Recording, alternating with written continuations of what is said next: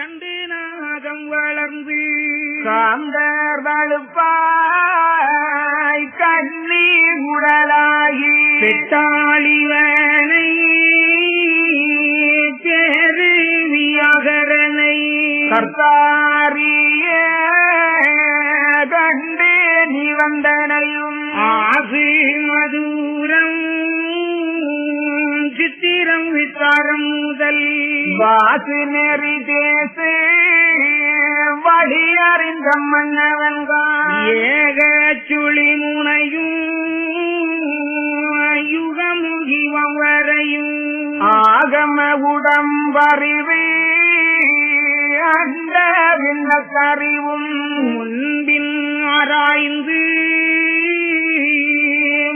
மூதுணராகமங்கள் தன்னிறப்பு சாத்த திரவான்கான் அல்லாத கல்வி கலைக்கான காண்டம் எல்லாம் அறிந்த இயல் முனிவன் என்றுரைத்தான் நல்லதுதான் என்று நல்முனிவனை வல்லமைய என்று மாமுனியை கொண்டாடி என் பிறப்பு என் மாது இது முன்பிறப்பு முதல் பிறப்பு முதலாய் வேதென்றாரிசுரரும் அப்போது வேத வியாசரகம் அழிந்து செப்புகிறோம் என்று சிவனை மிக தொழுது மூல முதலை முத்தி முகந்து கொண்டு காலமே நின்ற கடவுளே தஞ்சம் என்று ஆதி முதல் அந்தம் அடங்கல் மிக உணர்ந்து கோதி பதம் போற்றி சொல்லி வான்மமுனியும் மூர்த்தியான முதல் மூர்த்தி தோன்றியதும் அம்மூர்த்தி தன்னில் ஆயிலையால் தோன்றியதும். அப்போ அந்த வேத முனிவன் சொல்லுகின்றார், ஐயனே, ஒரு சமயம் பரராச முனிவர் கைலைக்கு எழுந்தருளினார். அப்போ அவருடைய கையை பற்றிக் கொண்டு ஒரு அற்புதமான குழந்தை, அதாவது அப்பொழுது பிறந்த குழந்தை, சுட்டி பையன்களைப் போல அது குடுகுடு என்று அவர் பின்னாலே அவர் கையை பற்றிக் கொண்டு நடந்து வந்தது. இதை பார்த்தவுடனே சிவபெருமான் அதிசயப்பட்டு, முனிவரே, இந்த குழந்தை ஏது என்று கேட்டார். அதற்கு அந்த குழந்தை பிறந்த வரலாற்றை பரராச சொல்லுகிறார். ஐயனே, தங்களை தரிசிப்பதற்காக நான் நதியை கடப்பதற்காக ஓடத்திலே ஏறி வந்து கொண்டிருந்தேன். அந்த ஓடமானது ஆற்றின் நடுவிலே வருகிற போது பஞ்சகருணாதிகளும் 12 ஒரே வீட்டிலே தாமதிக்கக்கூடிய ஒரு நல்ல நேரம் கூடி வந்தது. அது எப்படி நல்ல நேரம்? அந்த தருணத்திலே ஒரு குழந்தை பிறக்குமானால் 3 காலங்களையும் தானே தெரிந்து ஓடக்கூடிய வல்லமை அந்த குழந்தைக்கு கிடைக்கும். அப்படிப்பட்ட நல்ல நேரத்தை அறிந்து உலகத்துக்கு சொல்ல முடியாமல் நதியிலே அகப்பட்டு விட்டோமே என்று கவலையோடு இருந்து, அப்பொழுது அந்த ஓடத்தை நடத்தி வந்தது ஒரு மீனவ பெண், ஒரு சிறுமி, மீன் வயிற்றிலே பிறந்தவள். எனவே உடம்பில் உள்ள அந்த மீன் வாசனை மாறுவதற்காக அந்த நதியிலே அவள் தர்ம ஓடம் செலுத்திக் கொண்டிருந்தாள். அடிக்கடி நான் அவளை பார்த்ததுண்டு. ஆனால் அன்றைக்கு என்னுடைய மனக்குழப்பத்தை புரிந்து கொண்ட அந்த சிறுமி, சுவாமி, இன்னைக்கு ரொம்ப கவலையாக இருக்கிறீங்களே, அது என்ன என்று கேட்டது. அகத்தின் அழகு முகத்தில் தெரியும், அதை இந்த சின்ன குழந்தையாக இருந்தாலும் இவள் அதை வந்து கொண்டாளே என்று சொல்லி இவளிடத்தில் அந்த விவரத்தை சொல்லலாம் என்று எண்ணி அந்த நல்ல வேலையை பற்றிய சந்தர்ப்பத்தையும் சம்பவத்தையும் சொன்னேன். அப்போ அவளுக்கு மனதிலே இந்த நாட்டுக்கு அப்படி ஒரு நல்ல பிள்ளையை ஏன் நாம் பெற்றுக் கொடுக்க கூடாதா என்ற ஒரு எண்ணம் ஏற்பட்டது. அவளுக்கு அந்த எண்ணம் ஏற்பட்டதை அறிந்து கொண்ட நான் அந்த நதியிலேயே, அந்த ஓடத்திலேயே அந்த பெண்ணின் பேரிலே அருள் பார்வையினாலே ஒரு பிள்ளையை தோற்றுவித்தேன். மச்சவாடை வீசிக்கொண்டிருந்த அந்த பெண்ணை கரிமேலழக கந்தியாக்கி, பக்குவப்படாத அந்த பெண்ணை பக்குவ வயதினல் ஆக்கி, அந்த பிள்ளையை ஈண்டெடுக்கிற போது அவள் என் பேரிலே அதிக அன்பு கொண்டிருந்த காரணத்தினால், என்னுடைய கருத்தும் அவளிடத்திலே ஒன்றிய காரணத்தினால் அந்த தெய்வ குழந்தை அங்கே பிறந்தது. அந்த பிள்ளைதான் இதோ இந்த வியாசன் என்று தன் கரத்தை பற்றிக் கொண்டு வழிநடந்து வந்த அந்த பிள்ளையை பற்றிய விவரத்தை பரராச சிவபெருமானிடத்திலே எடுத்துச் சொன்னார். உடனே சிவபெருமானுக்கு ஆனந்தம். பரராசரே, அப்படியானால் நான் பிறந்தது, எனக்கு மனைவி இந்த பார்வதி பிறந்தது, இதற்கு முன்னால் உள்ளது இதற்கு பின்னால் உள்ளது எல்லாம் சொல்ல பார்க்கலாமே. இப்படி கேட்டவுடனே பரராசர் மகனை பார்க்கிறார். மகன் ஆதி முதலாகிய ஈஸ்வருடைய பாதங்களை வணங்கி, தந்தையாகிய பரராசருடைய பாதங்களை வணங்கி சொல்லுகின்றார். அன்று சொல்லப்பட்டது அந்த கைலையிலே அப்படியே எழுதப்பட்டது. ஏகம் ஒரு வரமான நிலையிலே இருந்து இந்த 7 யுக வரலாறுகளையும் தவறாமல் அவர் சொல்லுகிறார். 7வது யுகமாகிய இந்த கலியுகத்திலே கலியை அழிப்பதற்காக வேண்டி மும்மூர்த்தியான முதல் மூர்த்தி கலி அழிப்பதற்காக இந்த தரணியிலே வைகுண்டமாக பிறக்கப் போகிறார் என்று சொல்லுகிறார். என்ன சர்வ வல்லமையுடைய எல்லா தெய்வ நிலங்களும் ஒன்றாக பொருந்திய ஒரு பிள்ளை இந்த உலகத்திலே பிறக்கும். அந்த பிள்ளை யார்? அவரால் இந்த உலகத்திலே ஏற்பட்ட நன்மைகள் என்ன என்ற வரலாறுகளை எல்லாம் தொடர்ந்து இந்த வாசகத்திலே சொல்லப்படுகிறது. எப்படி சொல்லுகின்றார்?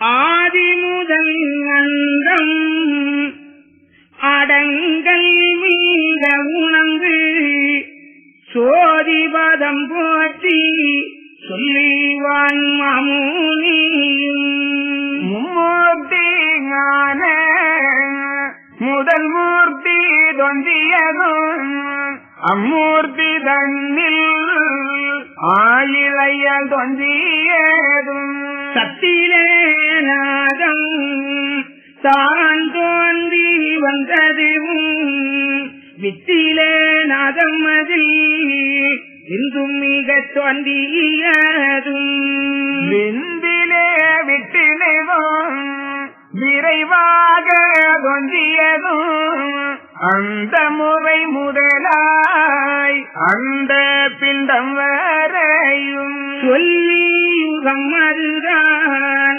தோன்றும் வகை உரைத்தார் சல்லி கொடியை சண்ட குரோணி முதல் நீதன் பிறப்புவதை நிகழ்த்தினான் மாமுனியும் நீதன் பிறப்பு வரை நிகழ்த்தினான் மாமுனியும் பாசநீதன் வரைக்கும் பாருலகம் அறதையும் சொல்லி விரித்து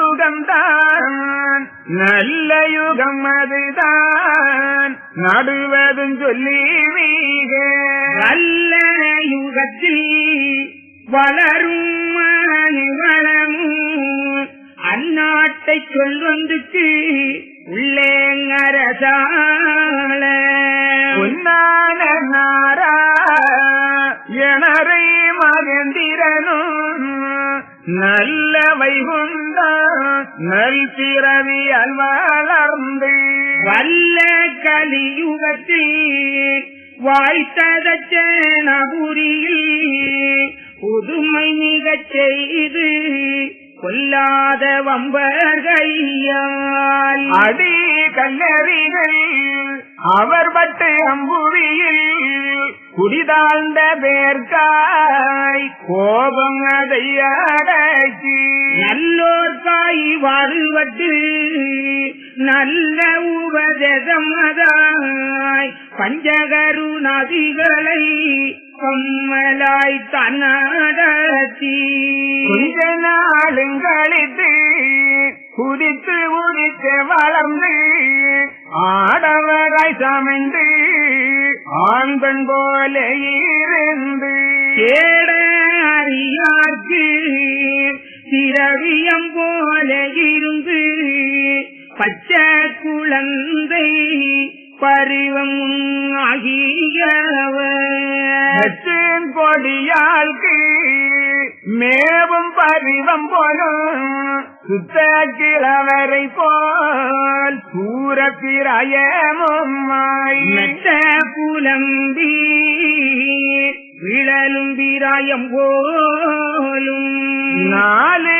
விராயம் நாளதுக்குள்ள எடுத்து கோலுகை ஏந்தி குன்றும் விராயம் போலும் பார்க்க பீராயமாய் படுக்க கீழவனுமாய் தாக்க திரவனுமாய் சந்திக்கு சென்றவனுமாய் காக்க கர்த்தனுமாய் கர்த்தனின் கர்த்தனுமாய் ஏக்க திருத்தனுமாய் இவர் சமைந்து இவ்வூரத்தில் தர்மத்தால் கரியை தன்னந்தன்னால் கரைத்து கருமத்தை இடழித்து காந்த கோலம் எடுத்து நேரோரை காத்து நிஜமாக எழுப்பி ஏறாரை கொன்று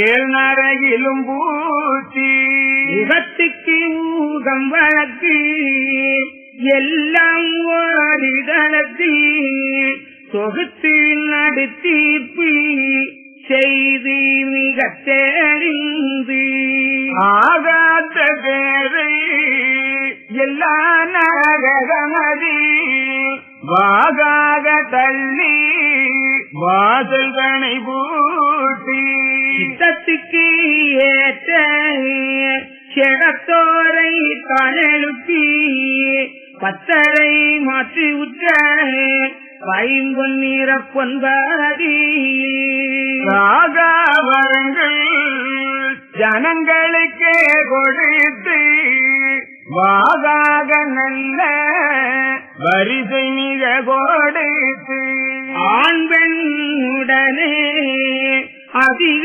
வாழும் கொடுத்து காண காண காட்சி கனமாமிக கொடுத்து செல்ல வைகுண்ட சீமை என்பத்தரனையும் அல்லல்லகத்தி அரசாள் வரிசூரே மும்மூர்த்தி எல்லாம் ஒரு மூர்த்தி ஆயிருக்கும் எம்மூர்த்தி எல்லாம் இயல் மூர்த்தி போலிருக்கும் வைகுண்ட பெருமான் வாய்த்த செந்தூர் கடலில் மெய்குண்டநாதன் வந்து விரப்படிதான் வளர்ந்துதவன் செய்வதுவும் வாய்த்த புவி தட்சணமே குழந்தை வைகுண்ட குமார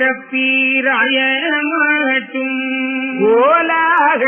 கோலாகலனாய் குருவாய் சமையும் மட்டும் நாளாஞ்சொறிவோம் நடத்தும் வரை தட்சணமே இல்லாததெல்லாம் அழிந்து பூவர் கோலு ஆகும் மட்டும் எல்லாம் வழக்கும் இருப்பு தட்சணாவதியே ஆதியில் உதித்தவாறும்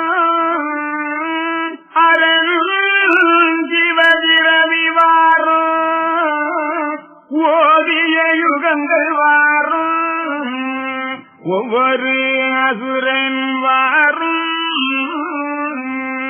நீதிய மணிகள் வாரும்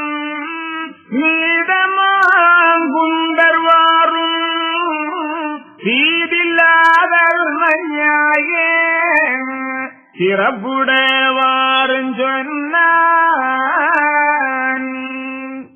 சல்லிக்கொடியாகிய குரோணி முதலாக கலிநீசன் வரையில் உள்ள வரலாற்றை சொன்னவர் அந்த கலியை அழிப்பதற்காக வேண்டி வல்ல யுகத்தில் வளருகின்ற மனுவளம் பற்றியும் அந்நாட்டை சொல் ஒன்றுக்குள்ளாக அரசாளுவதற்காக ஒருவர் பிறக்கிறார், நாராயணர்தான் அந்த வைகுண்டமாக பிறக்கின்றார் என்ற வரலாற்றை சொல்லி அவர் பிறந்து நற்பிறவியால் வளர்ந்து வாய்த்த தெச்சனாபுரியிலே வந்திருந்து புதுமைகளை செய்வார், தவங்களை வளர்ப்பார், மக்களுக்கு நல்ல புத்தி சொல்லுவார், மக்களினுடைய தாழ்வை எல்லாம் விலக்கி வைப்பார், மக்களுக்காக வேண்டி அடிகளும் கல்லறிகளும் வசை சொல்லுகளும் படுவார், எத்தனையோ சோதனைகளை தாங்கி வழி நடப்பார். அப்படி அவர் பஞ்சகரணாதிகளை பம்மலாய் நடத்தி கொஞ்ச நாள் கழித்து ஆடவராய் சமைந்து ஆண் பெண் போலே இருந்து சேர அறியாருக்கு திரவியம் போலும் குழந்தை பிராயமாக வாலிப பிராயமாக வாழும் பிராயமாக வாழ்ந்து முடிந்த கிளப்பிராயமாக இப்படி 4 பிராயம் நாள் அதுக்குள் எடுப்பார். தாக்க திறவனுமாய் சந்திக்கு இசைந்தவனுமாய் காக்க கர்த்தனுமாய் கர்த்தனின் கர்த்தனுமாய் இவர் சமைவார். தன்மத்தால் கலியை தன்னந்தன்னால் கரைத்து கருமத்தை ஈரழித்து காந்த கோலம் எடுப்பார். நேரோரை காத்து ரட்சிப்பார். நேர்மைக்கு புறம்பான ஏறாரை எல்லாம் கொன்று நரகத்திலே சேர்த்து விடுவார். 7 யுகவர கணக்குகளை ஒரு தனத்திலே விட்டு கேட்டு நடுத்தீர்ப்பு செய்வார்.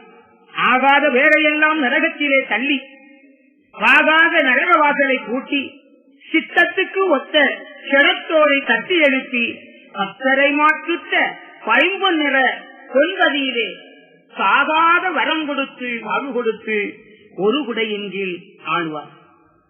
அந்த செல்ல வைகுண்ட சீமை 56 அல்லல் அகற்றிய அரசாழ்வார் ஈஸ்வரரே. அப்படி என்று அந்த வியாசர் சொன்ன மொழிகளை எல்லாம் கையிலே எழுதி வைத்திருக்கிறார்கள். அதை உணர்ந்து இப்பொழுது இந்த வேதமுனி எம்பெருமானுக்கு எடுத்து சொல்லுகிறார். ஐயனே, மும்மூர்த்தி எல்லாம் ஒரு மூர்த்தி ஆயிருக்கும், எம்மூர்த்தி எல்லாம் இயல்மூர்த்தி போலிருக்கும். வைகுண்ட பெம்மான் வந்து பிறப்பது செந்தூர் கடலில்தான். ஆனால் அவர் வந்து வளர்ந்து தவம் செய்வது இந்த வாய்த்த சிச்சனா பூமியே. குழந்தை வைகுண்ட குமாரப்பிராய மட்டும் கோலாகலனாய் குருவாய் சமை மட்டும் 4ஆம் சொருபம் நடத்துவதும் இந்த தெச்சனமே. பொல்லாத்ததெல்லாம் அழிந்து ஊவர்கொரு ஆகு மட்டும் எல்லா வழக்கும் இந்த தெச்சனாபதிதான் என்று சொல்லப்பட்டிருக்கிறது ஐயா. எனவே தாங்கள் இந்த இடத்திலே தவம் இருக்கலாம். அது அல்லாமலும் இந்த தலத்தினுடைய சிறப்பு என்ன அதை சொல்லுவதற்கு இங்கு ஒரு கதையையும் கூட சேர்த்து சொல்லி வருகிறார். முதலிலே வாசகத்திலே அறிவு.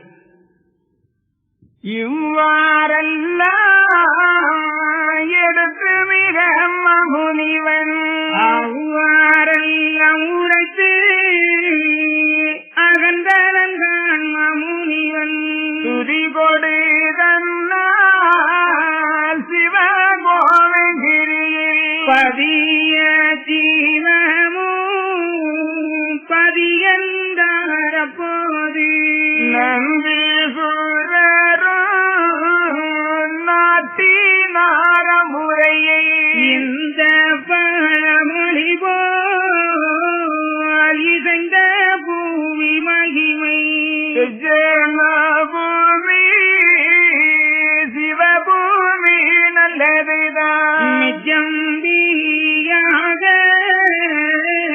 முன்மொழிந்தது இது ஆனதாளி பூமி ஆகும் தம்மசிருக்க கோணங்கும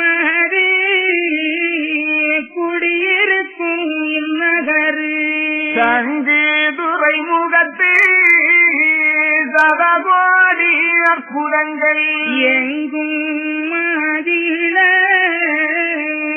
இயல்பு வச்சதின் நகரு மங்கை பாதி நகரு மணவை பாதி நகரு கங்கை கூல நகரு கண்ணால தன்னகரும் பஞ்சவர்கள் அஞ்சி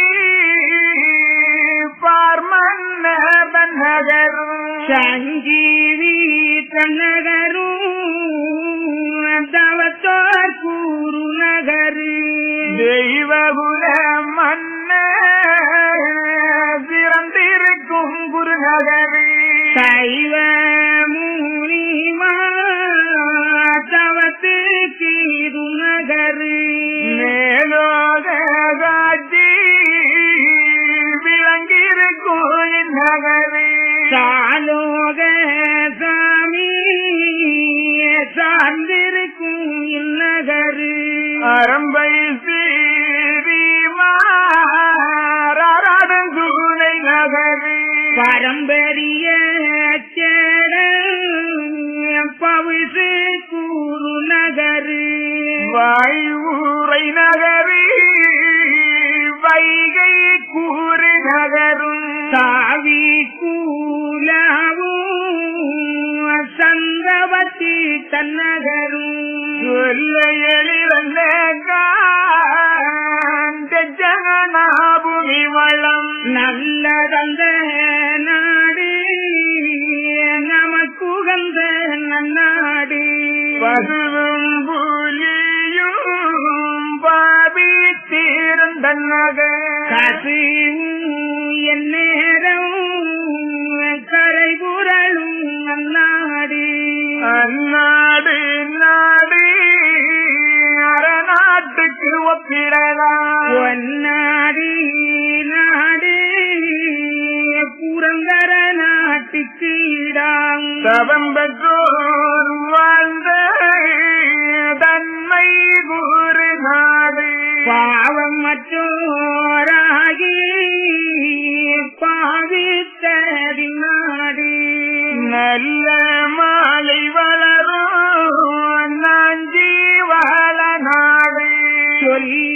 ருசியான சிறந்த கூறு நாடு ஒரு நாடும் நாட்டுக்கு ஒவ்வாறு உத்தமரே திருநாடு தினமுறையும் நன்னாடு வீராவினையே தீர்த்தற்கோயின் நாடு நீராளம் ஆன நிராதனம் இந்நாடு சம்பத்துக்கு ஏற்ற சகல குரு நாடு இன்பம் வளரும் இசைந்த கூறு நாடு ஆதியில் ஒரு முனிவன் அளவில் தவசிருக்க நீதியாரிய வந்து நிமலனும் கவியுமாய் சாராவும் கண்டது போல் கரை கண்டர் வேதமிட்டு பட்டாமை பார்க்க பாரில் நீகமேந்து அந்த முனி அடுக்க அந்தீராபோயடைந்தார் சிந்தன்னாருளாலே சீறி ஒரு கடிவாய் பசுவதையும் கண்டதையும் பார்த்து மகனமகிழ்ந்து இதுவாகவே வந்து இறையாம் நமக்கனவே என்று கருவாயியல் பசுவின் கண்டதையும் சென்றுவிட வந்து சென்று வீடித்திடவே அப்போ பசுவும் அந்த முனி அடுக்க இப்போது என் கங்கை இந்த கடிவாய் பிடித்து மாமுனியே நீ சத்தமிட்டாள். தான் பயந்து கடிவாய் தன்னால் ஒதுங்கிடுமே. வந்து சொல்லாதாகும் மமுனியே இங்கிருந்து உந்தி தோணியால் ஒரு தத்தம் குறினையால் என்றில்லை எந்தனக்கு இப்போ உதவும் என்றார். உன் உள்ளம் ஏற்று உடையோன் பாகம் பெறுவாய் என்று இதுரைக்க மமுனிவே ஒன்றுரை அழகு உள்ளம் காவிந்திருந்தான். கடுவாயும் கன்றை இளையங்கிரிதனிலே வெசிவாக கொண்டு விட்டதுதான் அம்மானை. பசுவும் வனம் மறைந்து பமுனிவன் காணாமல் விசிவாசமாக மேலோகம் சென்றதுவே. பின்னுங்கில நாள் கழித்து பேர் முனிவன் சிந்தையிலே முன்னே பசி முறையால் முகுந்தன் பதம் காணாமல் தோஷம் கழிக்க என்னும் சில நாள் வரைக்கும் சித்தத்தோடத்தை பூமியிலே இறங்கு குடித்து அயித்தவமே தான் புரிந்தாள். பரந்தனியும் வேதம் பதமடைய நமனவே தெரித்து மமுனிவன் ஒரு நொடியிலே இறங்கி திருப்தியுடன் ஏகி பூமி வந்தான். வந்து இறந்து வருஷம் வந்து அமர்ந்தில் முந்தி நின்ற காவில் வந்து காவது நின்று பரமன் பதார பவிசி மீக அடைந்து வரம் அருள பெருவத்து வாழ்ந்திருந்தான் அம்மானை. அப்படியே தோசோகன்று ஆரம் வளரும் உற்பனம் போல் ஒத்த உகந்த தச்சனபதியே செச்சனாபுரியின் மீதோ செப்பிட துளையாதையா நிச்சயமாம் புவியிதாகும் மேவலர் குகந்த நாடு பச்சை மால் மகனே மீறும் பன்முறதவசியேறும் அச்சமு வராதையா என்ற அடிமீதை பணிந்து நின்றான்.